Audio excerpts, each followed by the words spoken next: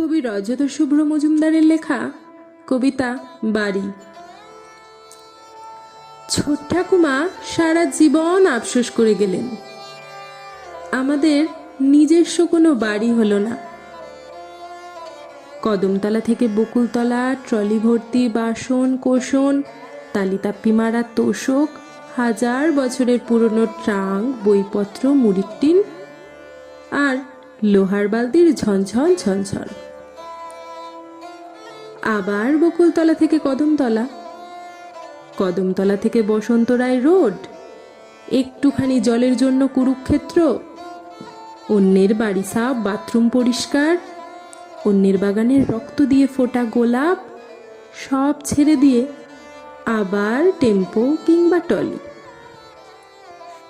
আবার হাঁড়ি করা, আবার অশ্বত্থ তক্তপোষ, জীর্ণ চেয়ার টেবিল, দারুণ রোদ্দুরে ঘামে রাস্তায় রাস্তায়।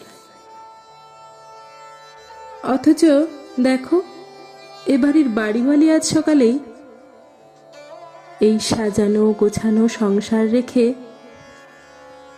কত সহজেই ধূপধুনো, ফুলমালা আর হরি সংকীর্তনে বাড়ি খালি করে দিল।